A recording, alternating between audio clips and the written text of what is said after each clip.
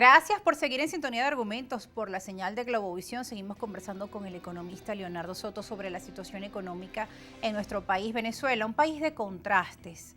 Encontramos una ciudad adornada con luces de Navidad, centros comerciales abarrotados, algunas personas con poder adquisitivo comprando, locales comerciales, bodegones repletos, restaurantes de moda también llenos de personas, autos de lujo por las calles. Eso es una parte de la realidad, pero por otro lado están los pensionados y los jubilados, hoy algunos en protesta, reclamando por la situación en el país y la falta de medidas y de anuncios serios para la población más vulnerable, personas con un salario mínimo que es completamente insuficiente, son 33 salarios mínimos que se requieren para cubrir una canasta básica, ha aumentado la desigualdad según la ENCOBI, entonces estamos viendo una realidad tan diferente, tan diversa entre dos mundos.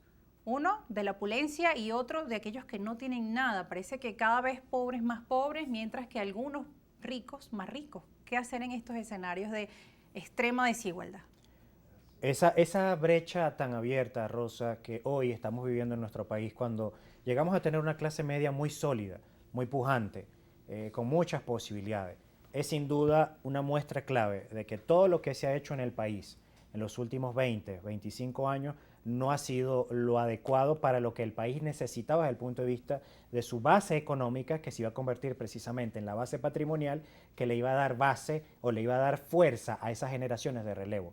Mira, esa brecha existe y se está acrecentando lamentablemente precisamente porque hay unos que han tenido oportunidades, no digamos privilegiadas, pero sí han tenido otro tipo de contexto a los cuales enfrentarse, mientras otros se han visto pues agresivamente afectados por la crisis. Si yo te dijera a ti, y esto también te lo digo de forma muy responsable, invitar a un pensionado, a uno de nuestros adultos mayores pensionados, que ya tal vez supera los 80 años de edad, y decirle, mira, invito a este pensionado a que se ponga a emprender, puede que tenga la posibilidad de, pero sería cruel el yo Claro. decirle eso a una persona que, como bien lo dijiste, ha dado su vida, un maestro, un médico, una enfermera, que ha dado su vida por su país, por su trabajo y esperaba tener una compensación adecuada a eso. Decirle eso sería irresponsable de mi parte. Esa realidad está, hay que reconocerla. Y nosotros como venezolanos tenemos que entender que si bien existe esa economía de opulencia o esas burbujas, como la llaman algunas Ajá. personas, donde hay un consumo excesivo, y no voy a decir que está mal que exista, está bien que exista, hay un consumo en ese nivel, hay intercambio de bienes y servicios en ese nivel, pero nosotros los venezolanos no podemos darle la espalda o pensar que esta población muy vulnerable ha dejado de existir o es invisible porque están allí. Ahora, ¿qué tampoco podemos permitirnos nosotros como venezolanos hacer? Por ejemplo, y en las redes sociales se da el caso de que hay muchas personas que desde fuera de Venezuela, y es la visión que tienen desde fuera porque se fueron en un país en crisis aún mayor que la que está viviendo actualmente, dicen, bueno, Venezuela nada en absoluto puede hacerse. No es posible ningún tipo de emprendimiento, no es posible ningún tipo de iniciativa.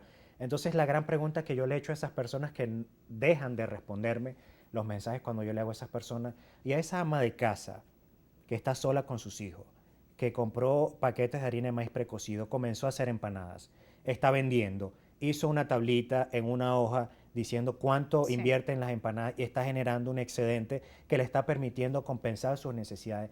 ¿Qué debemos decirle? ¿Qué debo decirle yo a esa ama de casa? Ríndete. En el país nada puede hacerse. Deja lo que estás haciendo y simplemente espera que las condiciones cambien. No. No, mi mensaje para ella y para todos los que lo están intentando es que sigan intentándolo con inteligencia. Con inteligencia. ¿Y qué significa con inteligencia? Entender que, como bien lo dije antes, todos los puntos asociados a cómo entra el dinero, cómo sale el dinero, cuánto utilizo para mí, mi esfuerzo de trabajo, cuánto debo reinvertir, qué implica formalizar una actividad económica en Venezuela, entendiendo todos los obstáculos que lamentablemente existen para eso. ¿Qué beneficios obtengo de hacerlo? ¿Cuál es mi proyección en el largo plazo? ¿Cuáles son los elementos en el entorno, familiares, amigos, aliados que pueden alimentar esa iniciativa y esa posibilidad? El venezolano está dando mucho de sí para salir adelante. Y aunque existe esa crisis presente, permanente, recurrente, cíclica, temporal, también estamos dando mucho de lo que nosotros somos como ciudadanos, como venezolanos conscientes, para poder salir adelante. ¿La economía va a crecer al cierre del 2022? Sí.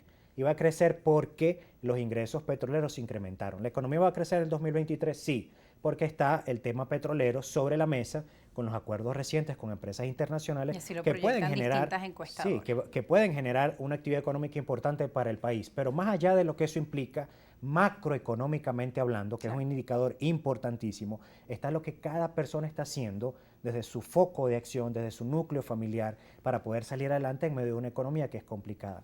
Constancia, mucha inteligencia, mucha disciplina y mucho enfoque a ver más allá de la necesidad presente. Sí, hoy tengo necesidad de hacer mi compra, hoy tengo necesidad de hacerle servicio al carro, de vestir a mis hijos, de cualquier cosa que hoy está presente la necesidad. Pero después de esa necesidad, ¿qué hay más allá? ¿Qué va a pasar? ¿Qué puedo hacer? ¿Voy a crecer? ¿Cómo voy a crecer? Son preguntas que nos tenemos que hacer. Y sobre esas preguntas llegan muchas más también por parte de nuestra audiencia y vamos a empezar a hacer una revisión de algunas de ellas. Nos escribe José Alberto, le dice: buenas tardes, dejo esta pregunta para tu invitado. Es difícil que los economistas de lado y lado puedan hacer una unión y hacer un plan sobre el alza del dólar y la política económica y presentar una propuesta al presidente Nicolás Maduro, dice José Alberto, @Joseito Alex. Mira, ya esto no se trata solo de los economistas, es decir, a ver, se trata de los economistas como los tecnócratas y expertos, pero también se trata de los políticos, se trata del sentir social, se trata del sentido de pertenencia y de la coherencia que nosotros los ciudadanos debemos dar o debemos tener para que las propuestas realmente sean escuchadas. Estamos en un punto en el que si nosotros como sociedad no nos unimos, a la par con los gremios profesionales y empresariales, sociedad civil organizada, estudiantes, para generar estas propuestas que realmente sean escuchadas. Cualquier cosa que podamos proponer economistas parece que simplemente es un saludo a la bandera desde el punto de vista de su representatividad. Si las bases sociales no se unen de forma organizada y consciente para que con el apoyo de nosotros los economistas y cualquier otro profesional en el área de las ciencias económicas y sociales le dé respaldo a esas propuestas, vamos a seguir cometiendo los mismos errores y vamos a seguir viendo estas devaluaciones cíclicas de nuestra economía. Por eso es importante también el seguimiento y la solicitud, la exigencia de la ciudadanía sobre el tema de los acuerdos, de los diálogos de México, que hay un pacto social allí firmado y que es tan importante que esos recursos puedan llegar a la población más necesitada de forma urgente, a nuestros hospitales, a nuestros pensionados, a todas aquellas personas que son los más vulnerables y que en estos momentos pues necesitan acciones urgentes y contundentes. Vamos a seguir leyendo preguntas. El observador venezolano le dice: el Estado debe respetar la dignidad humana de los pensionados del Seguro Social. Nos hace este comentario asignándoles montos de pensiones que tomen en cuenta el costo de la canasta básica. Bueno, y pareciera muy sencillo y obviamente es una necesidad y así lo establece la Constitución, que nuestro salario debería estar ajustado a la canasta básica, pero el salario mínimo en Venezuela está muy lejos de esos $400, $450, pues la mayoría de la población gana mucho menos de eso, menos. Necesitamos 33 salarios mínimos para la canasta básica. En este momento la política necesita más que nunca congruencia, coherencia. Si nosotros estamos llevando un proceso de diálogo y negociación que flexibilizaría muchas de las restricciones internacionales que pesan sobre el país, con la posibilidad de establecer inclusive refinanciamientos de deuda que implicarían inversiones directas para poder fortalecer ese salario o las pensiones muy necesitadas, que necesitan ese reajuste actualmente en la economía. La invitación a los políticos que ocupan cargos públicos, en este caso presidencia y todo lo que eso va aguas abajo desde el punto de vista ejecutivo, es que mantengan coherencia y congruencia, respeto. Es necesario el respeto y el diálogo frontal desde el respeto y la comprensión. Obviamente aplica para un lado y aplica para el otro. Yo lo dije en una oportunidad en alocuciones públicas como esta, Rosa. Es ingenuo pensar que iniciándose una mesa de diálogo o retomándose una mesa de diálogo, luego un alto representante del Poder Ejecutivo en cadena nacional o en alocución pública diga que se negocia, que ellos negocian con los amargados. ¿Y quiénes son los amargados? Los pensionados que están pidiendo soluciones a este entramado político para poder tener una compensación digna. ¿Quiénes son los amargados? ¿A quién se le está enviando ese mensaje?